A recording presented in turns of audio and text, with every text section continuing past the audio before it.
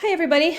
This video is going to show you guys how to use all of your citations that you've been gathering for the research paper and how to format them correctly in an MLA Works Cited page. So the first thing that you should know is your Works Cited page should be its own piece of paper. So make sure even if like your essay ended halfway through a page and you think you could squeeze in the Works Cited at the bottom of that, you always want it on a new piece of paper. It doesn't have to be a new document. You'll see that I just opened up Word and it's starting on a new document, but yours would be following the essay page numbers, whatever page number you're left off on. Say you wrote 7 pages, your Works Cited would be page 8. So we're just going to pretend that I have a whole essay before this and now I'm working on the Works Cited.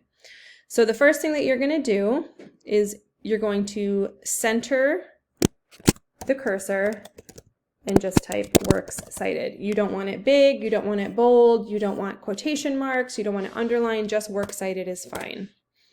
And then you can get back left aligned, and if you have like a physical book, you can just start typing what the citation would be. Your MLA handbook can show you how to do that. There's also resources on the library homepage. Right at the top it says citations. You'll find MLA and it'll show you how to do that manually. But I suspect most of you do not have physical books, but that you're using online sources. So the nice thing about our online sources through the school is that they do the citations for you. So I'm going to show you how to take that citation from our databases through the library and then how to put them into your Works Cited. And sometimes you have to tweak them a little bit. But let me get over here. So right now I'm in Opposing Viewpoints. You'll remember that this is one of the databases that I recommend for this essay. So I hope you guys looked around, and very likely if you did look around, you found something that was useful for your essay. So let's say we're going to use this academic journal. You read through it, there was things in there that you liked, you pulled a quote from it, you used an idea from it. Anything that requires an in-text citation needs to belong in the Works Cited so that your reader can then go find this source themselves if they so desire.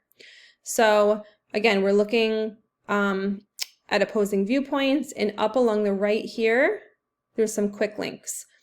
And this Cite button right here with the quotation marks above it opens right up to a citation tool for this document. Now you'll see that it automatically has the MLA 9th edition, which is what we're using for English classes. But if you have a different class and you're using this, say for a history class, you may be using the Chicago edition. If you're writing this for a psychology paper, you may be using APA. So when you click on those, it's just going to reformat it properly. But again, we are using MLA because this is an English class. So it's as easy as you could just click select, you could copy and paste it. I'm going to do a shortcut on my keyboard. You could also click on it, like right click, or if you're on a Mac, use your 2 fingers to click and then click copy, and then bring up your document and press paste. So a lot of the hard part is already over. Let me add a couple more just so you can see how then I'm going to reformat it for the Works Cited. So again, I'm really just going to grab a couple random ones just so you see how to do this. Let's see. Let's say we used a reference page. Same thing, here's the Cite button. Select. Go back to Word. I'm going to paste that one. Now I'm going to actually get out of Opposing Viewpoints because I assume that all of your sources were not from there. You were required to use a book, you were required to use a magazine or a newspaper article. So let me get out of here. Oop, there's my kids' piano stuff. Okay, so let's say that we used Academic Search Complete.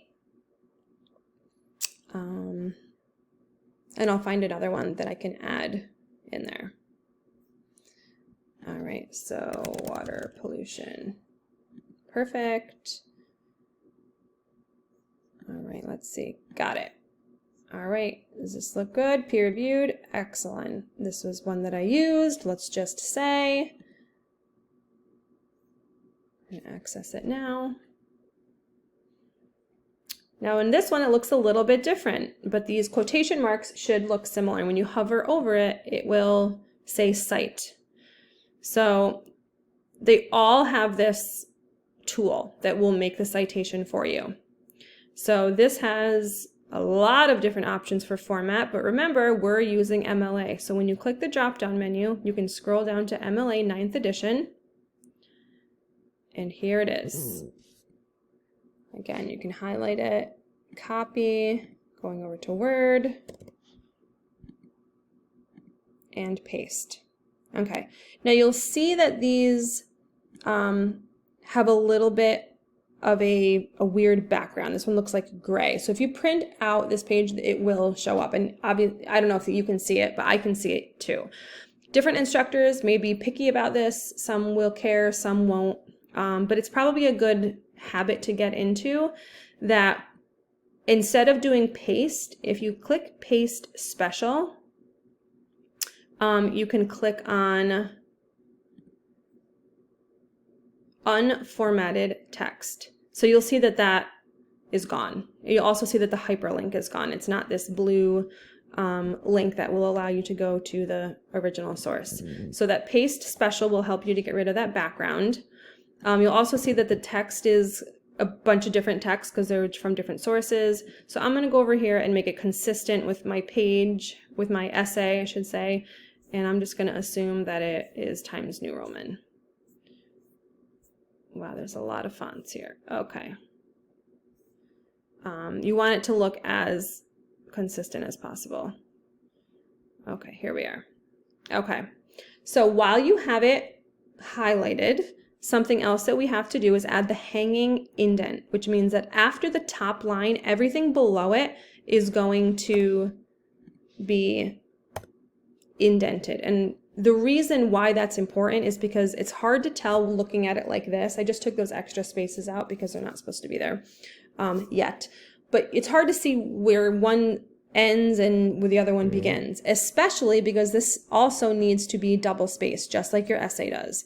So if I have like 10 sources, and as you get further along in your careers, you're going to have a lot more sources than 3. But even with this 3, it's not immediately clear where one source starts and another ends.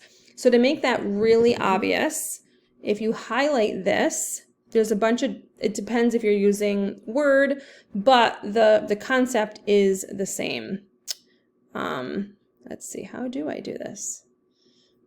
This looks different than it used to. I'll find it. Let's see, layout.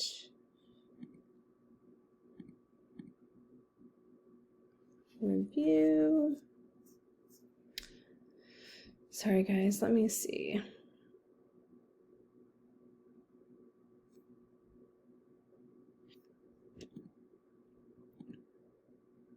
Oh, here we go. Paragraph spacing. Nope, that's not it either. Really? Okay. Layout. You know, I'm going to go up here.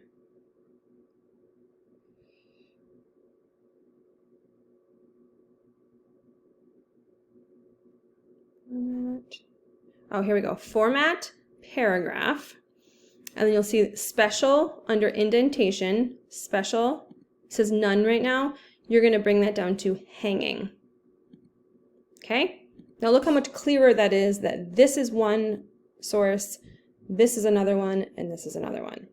Now the other thing to make sure that you do before you hit submit is you want to make sure that these are in alphabetical order. These happen to already be in alphabetical order, and you're just using the first word unless it's the or a.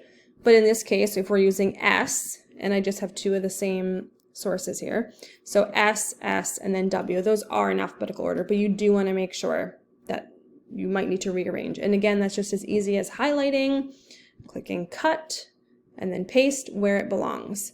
You'll see that there's no extra space in between the sources, so sometimes I end up getting pages like this. We don't need it. The hanging indent is what makes sure that it's clear visually where one source starts and the other ends. So that's it. That's your works cited. So if you have any questions, please reach out. It shouldn't be too difficult. Like I said, a lot of the guesswork is done because the citation tools are available through the school's databases, and that should be where you got most of your sources. You were allowed to get one of your sources somewhere else, maybe a website, and if you need to figure out how to formulate that citation on your own, again, if you go to our library page, I can even open that up for you now. Where are we here? Begley Library, go to citations, MLA citations, and you can click here. So wait, why am I in APA? Oh, here we go. MLA, a sample paper using MLA format. And there's all sorts of different ways to do that. How to use books, periodicals, websites. So you should be able to figure that out. Those are pretty self-explanatory. But if you do have questions, just let me know. So happy citing. And again, just let me know if you have any questions. Bye.